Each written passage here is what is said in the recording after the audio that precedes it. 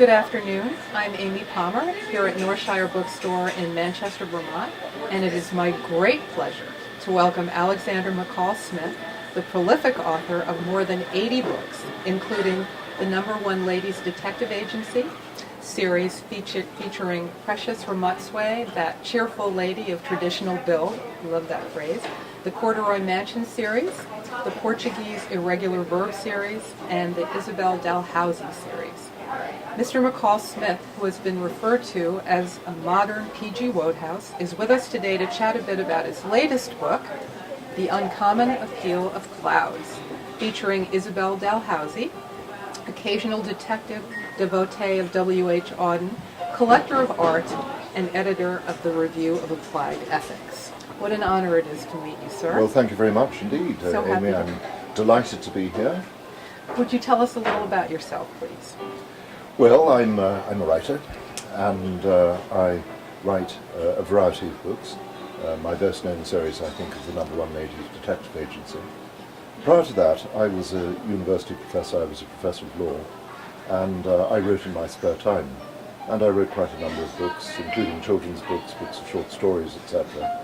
And then, when I wrote the #1 Ladies Detective Agency, over 10 years ago, I found that my life changed in that the books allowed me to become a full-time writer, and since then I've been principally a novelist, although I continue to write other things. That's me. Well, thank you. My question is, how does one go from medical law to human genetics to bioethics to detective stories? Well, I think as a writer, one often has to have another job. I mean, most writers actually have day jobs, or honest jobs, so to speak, and then they write in their spare time. So I was just in that category of people who do something else, and then they write. Now, I did something which was perhaps a little bit unusual and perhaps not normally associated with the writing of fiction, but there have been many lawyers in the past who have written and still do. I was a professor of law, so I didn't think it was entirely inappropriate that in my spare time I would be a writer. Of course, what you do in your other job, so to speak, often can help you as a writer, or can have some influence on what you do as a writer.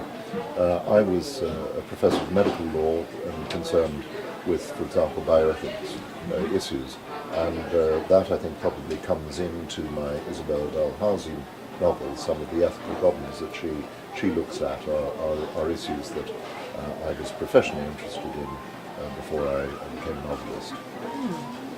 Can you be specific about one of the ethical considerations that she struggles with? In the latest novel, The Uncommon Appeal of the Clouds, Isabel is concerned with art theft and with the rights and wrongs of paying ransom. Now, that's something which obviously I was interested in from a criminal law point of view when I was a professor of law. There are rather interesting issues there about what you should do if the art thieves ask you to pay a ransom to get a painting returned.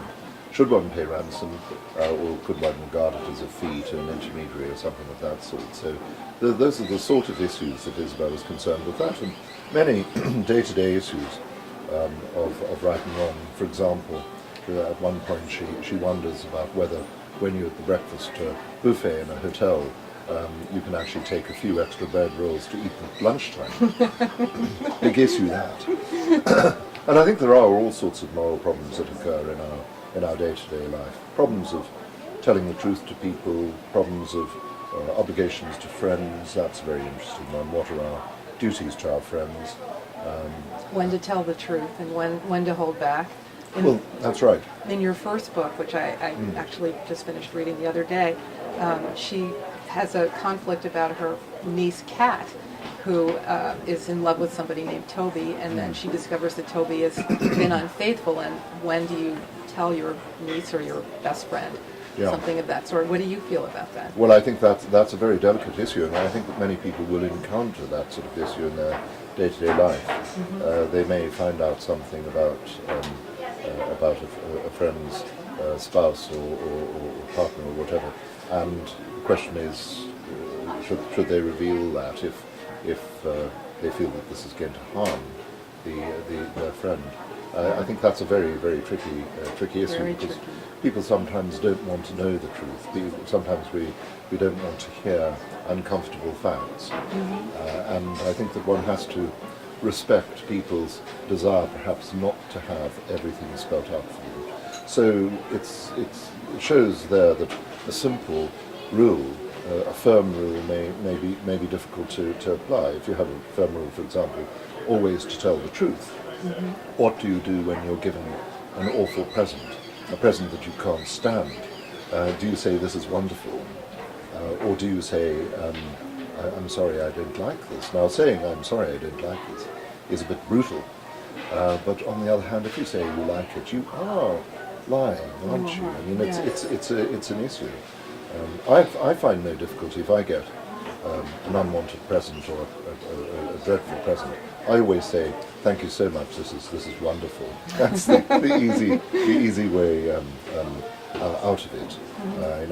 I've been given some really, truly awful things in the past. What's one of the worst things you've ever been given?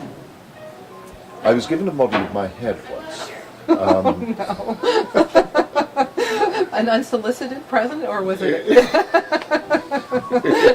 It was unsolicited. I mean, the intention behind it was really very nice. Yeah. But I wondered whether it was something that I really needed.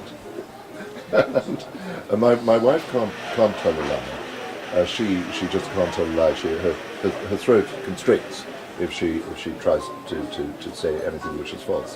So she never does.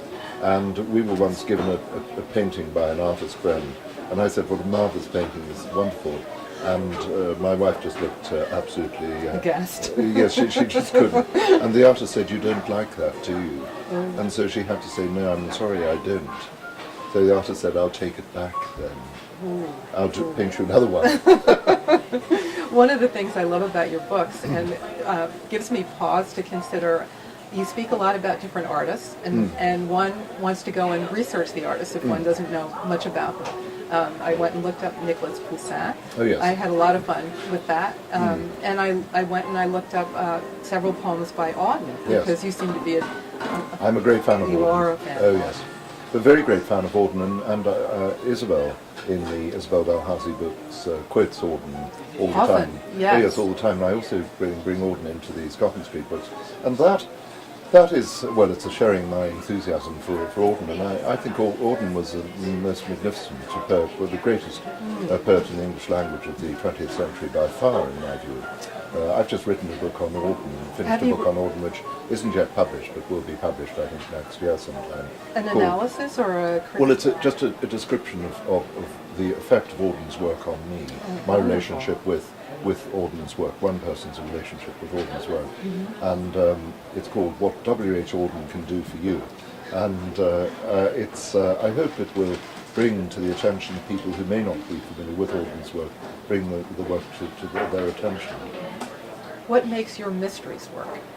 Well, I think the mysteries are very, very broad in their scope. You can get all sorts of mysteries, from a very cosy mystery at one end of the scale to intense, very dramatic, very hard-hitting, abrasive noirs at the other end. So it's a broad church. I think that the really important components in the mystery novel are strong characterization, and I think a secondary important factor is setting, a good setting. So I think that if you've got that, if you've got interesting characters whose psychology can be explored in some depth, and you've also got an interesting setting, it doesn't have to be particularly exotic, but nonetheless a setting which interests people, then I think you've got the basic components. Thereafter, I think it doesn't matter too much. Now, obviously, with mysteries, you have to have some sort of issue that is examined, and that can be either a very complex issue, or it could be relatively simple. I think not everybody wants a very complicated plot, a plot of Byzantine complexity.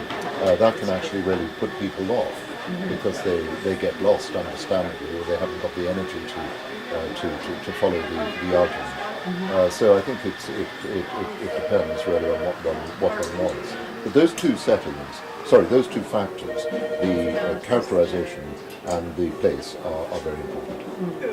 And one definitely gets a sense of what Edinburgh's like. Well, I hope in the Isabel Dalhousie books that I convey a sense of Edinburgh as a city. It's it's an entrancing city. It's a beautiful city with all sorts of possibilities in it, and I hope that I managed to do that. And also in both the series, the number one Ladies Detective Agency series with Precious Ramotswe, and in the Isabel Dalhousie series, the characters are strong women, but they're kind women, and they have beautiful minds. Yes. You like to watch the intricacies of their minds and how they consider friends and people that struggle as well. Yes. And I wonder if they're drawn from any people that have been in your past or in your life in some way, because you write beautifully about women. Well, thank you. I don't base my characters usually on actual people. I know that some authors do that, and they change the name and they produce a portrait of somebody who really exists. I tend not to do that. I sometimes put real people in under their own names with their agreement, and that's rather fun. And of course, they always come out very well. I don't write them in any difficult or adverse context.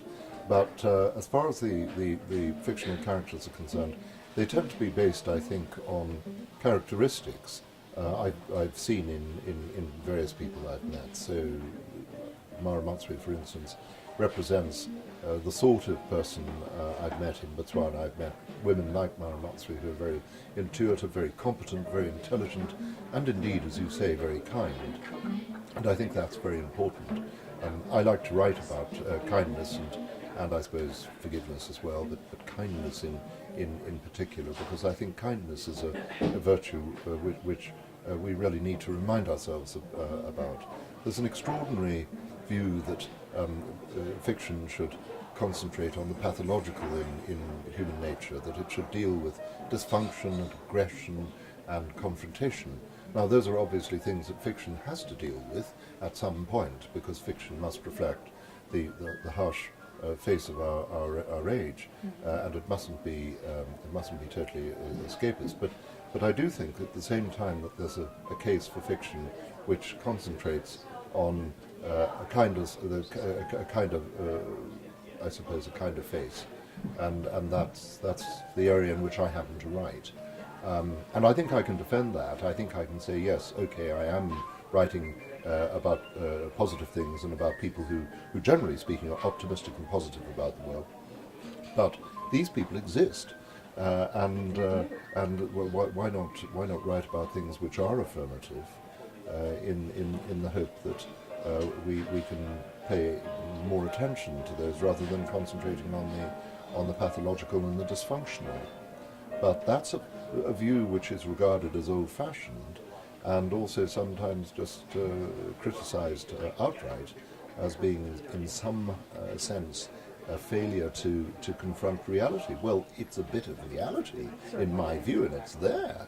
And if one can tell the story of these people in a way which entertains people, that's fine. And of course, people who, like Mara Matsui, who are fundamentally really rather wonderful characters, nice people, they can be very entertaining. You can put lots of humour in. Yes, I love the humor that you use. It's gentle humor. It's not sarcastic humor. It's very kind-hearted. Well, I like dry humour. So I love writing about a conversation between Mara Matsui and Mama Kutsi about, let's say, the dreadful violets of Otho, their almost their would-be nemesis. And it's very funny because people can make wonderfully critical remarks indirectly. Yes, very gently. absolutely. So it's terrific fun.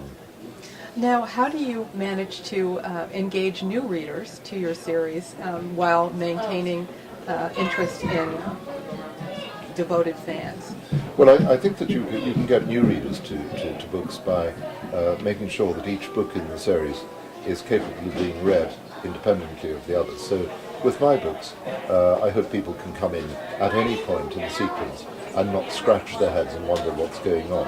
What you can do is very gently you can actually convey some information about the past of the characters without making it too heavy or pedantic. But you can get the message across about what's gone before, and then they can pick up on the current story. Do you have a favorite of your series? Well, I don't think so. No, I enjoy all my series of books, and I very much look forward each year to my annual encounter with that particular character, my annual conversation with Mara Motsui, Isabel Dalhousie, all the Scotland Street characters. So I don't think I'd like to single anything out and say that's my absolute favourite. I get different things from the different series because I write in different voices. Isabel Dalhousie has a different voice from Mara Motsui. Scotland Street books have a different voice, and so on. Would you be kind enough to tell us a bit about the plot of your new story, The Uncommon Appeal of Clouds, without giving away too much of the plot? Well, in The Uncommon Appeal of Clouds, Isabel is busy looking after Charlie, her young son, who's growing up a bit now, and of course Jamie, to whom she's now married, her younger friend, who's now her husband, and she gets involved in an issue of art theft. There's an art collector who has a painting by the great artist Poussin, Nicolas Poussin, removed from his house, and the issue arises as to whether he should deal with the people who approach him on behalf of the art thieves. So it takes Isabel into a rather murky world, perhaps a little bit murkier than she's accustomed to, and she tries to sort out what is going on with this stolen painting. And the more she inquires about it, the more she realizes that there are issues in the family who own the painting, and that of course is often the case, that if you look into people's apparently uncomplicated story, you will find that there are things under the surface which are very interesting, old feuds, old positions, and yet at the same time, in this particular case, as she investigates this family, the more she sees that there are issues of love which need to be addressed, love and acceptance, really. And so that's what that is about. I love the way you draw the characters of Jamie and Isabel and the way they worry about their son. And I know that one of the little subplots in this is that Grace, the housekeeper, devoted housekeeper, wants to give Jamie some extra help in mathematics. And so the dilemma is, do they push him or do they leave him alone? Yes. And what do you feel about that? I mean, is that sort of a statement about modern parents, or the dilemma that one faces as a mother and trying to decide what's best for one's child? Well, it's a very interesting question, that as to whether we should push our children intellectually. I think people have very different views of that. There's some who say that you really should allow children to be children and to enjoy their childhood, and others who feel that we have to make little Einsteins of them right from the word go. Isabel, I think, falls into the camp of those who believe that it's not necessarily going to make the person any happier if you develop a phenomenal ability in mathematics, for example, which is the issue at stake here. Little Charlie, the 3.5-year-old or whatever he is, actually seems to be able to understand numbers quite well. Do they push him, or do they just let him develop at his own pace? And then there's the issue about whether other people intervening should be resented for doing that. Isabel rather resents Grace's attempt to help Charlie with mathematics, and I suppose parents do. Parents regard that as being their responsibility, and yet at the same time she's a very sympathetic person, and she realizes Grace doesn't have a child of her own, and that this is important to her, so it becomes quite complex. I'd like to thank you so much for joining us here at Northshire Bookstore to chat about your new book, The Uncommon Appeal of Clouds, a new Isabel Dalhousie mystery. Thank you very much indeed, Amy. It's a great pleasure to be here. Thank you. Thank you.